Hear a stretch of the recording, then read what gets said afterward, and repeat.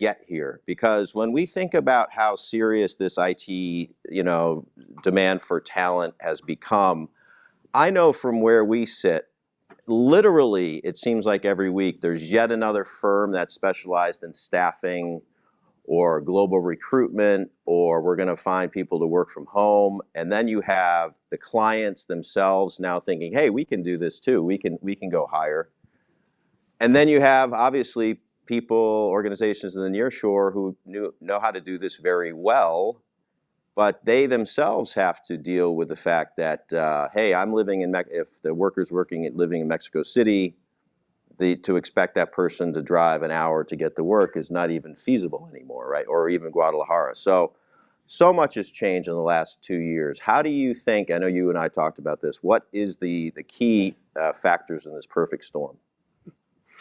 I've been in this for 40 years, and I've seen 1987, the stock market crash. I saw .com, 2000. We saw the housing crisis in 2008. But never before we have seen this, literally a perfect storm, which is impacting our industry in such a big way.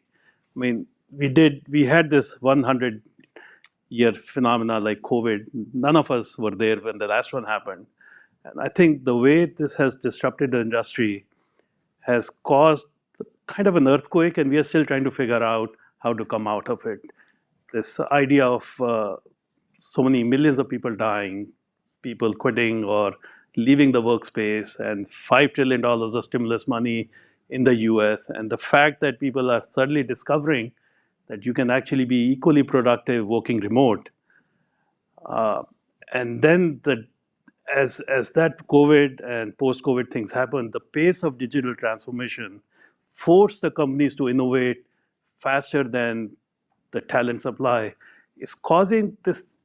When Kirk and I talked, I said, this is the perfect storm, which is forcing us to rethink how we all do our business. So for you, Maritza, in managing through this challenge, has it made you think differently about how you attract and retain and keep people engaged in your business, your people? I see it as a great opportunity. COVID disrupted many things, and the digital transformation also accelerated. When there is disruption is when the biggest opportunity arises. And what I see is that this opportunity for us in Latin America is bigger than ever. It's up to us to take all of those new jobs that are generated overnight and that are changing the world, that are the future of jobs, and they are significant and making an impact.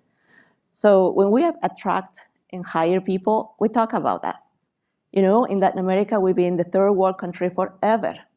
This is the time in history for us to no longer be in the third world countries and build these new economies that are going to be as significant as any other country in the world. So we make sure that our folks that join us are so passionate about that. Not just the economy and the region, but also the type of work they do. Exactly. And life science, I mentioned earlier, there's nothing better to be able to tell your grandkids, I helped build the software that is saving somebody's life. And so for us, that recipe works all the time. We have been able to hire 700 people in 3 years in software in this economy, in this market. That speaks volumes for people want to do meaningful work. So, Issam, this is very interesting because I completely agree with what Maritza's saying, but I also observe, and you have great history working with different nearshore players, there's a lot of great ideas being executed by individual providers. And I just wonder, given the scale of this problem, is it not more effective to come together and work together with your competitors, with other countries? I don't know if you have a thought on that. I think it's a responsibility for everybody to try to solve that problem, because if you just try to compete against each other, at the end of the day, everybody loses, including, I think, the resources, and I hate to call it that, but the resources in South America. I think as companies, as vendors, as buyers, as any of that companies, we need to work with the government, from what I'm learning, with the educational institutions, with companies on the ground, to just try to build up those talents and try to find them. it's funny because in the 80s in the United States, or even like the 70s, and that's how a lot of the tech industry started with the garages and all of that stuff. I don't think that's available in South America right now. So we actually need to go out there and find these guys and bring them in and try to help them. I use this even internally in the United States. Like, I want to make sure that the people that we're hiring have the opportunity in my company, even in my friends' companies, because it's a small industry, right? Like, we just met right now and everybody's connected somehow to each other. So there's no really competition over here. There's a way for us to try to win across the board with everybody. Sure. Ashish, what do you think the way forward is? Monterey particularly, there's a lot of collaboration, at least it seems, with some of these clusters and things. Does that make a difference? So, and in Monterey, it has I think the third best technical university. So there's quite a flood of talent there. And for us, in terms of just the talent crisis, I think you have to ask, why are folks coming to Nearshore? And really, there's two reasons. Either it's a cost optimization or a talent pool. And basically, up until COVID, it always had been cost optimization. And all of a sudden, with COVID, we had validated the remote work and working with Nearshore, and larger companies saw that as a talent pool opportunity. And it really disrupted significantly retention rates and compensation. And I haven't been around for 40 years in this industry, but I do see some of this stabilizing now. So I do think that we are going to stabilize. But what we have done specifically in Monterey is, in the past, we did not really look at new grads as talent. We wanted experienced folks. And so we're starting to open up to bringing on people out of college, start training them. We have a 12-week training course. And I think something we're going to talk about a little bit later is really adopt low-code, no-code as a way to our talent strategy. Maritza, give us an idea of your environment. I know you're generally in health-related delivery, so how does that impact the decisions you have to make about hybrid and work from home? Like everybody else, we are fully remote, so still. I'm excited about to see how the opening of the office turns out, but we're leaving it completely optional. It's only if you want to. If you don't, it's not a problem. And like I said, so far we're getting 40% positive response to come back. Now, in terms of life science, there's, I will say, the 80-20 rule. 80% of the work is all software, and you can do it remotely. However, there is a point when you need to test. So imagine a device that is in your skin delivering medicine. You have to make sure that works 100% of the time. And not just the software, but the physical equipment. And so for that 20% of the test cases, we have to have the person in the office, and we have to have them with access to the equipment to test.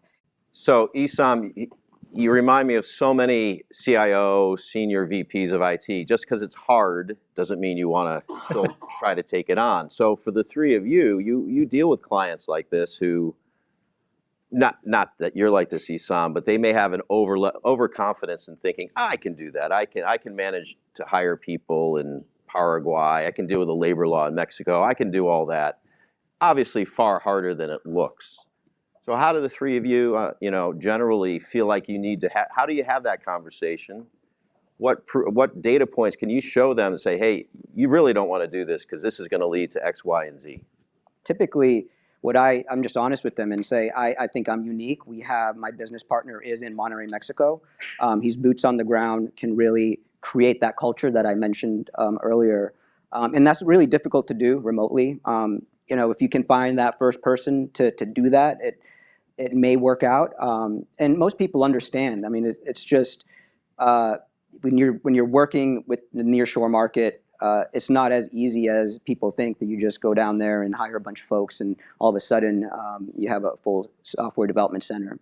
So I think for us, we're unique in that we have the two owners one is in the U.S. and one is in the nearshore market. When I look at the numbers sometimes of people between like the age of 18 and 30 who are not in the workforce at all in Latin America, it's heartbreaking. There's so many people out there. Mm-hmm.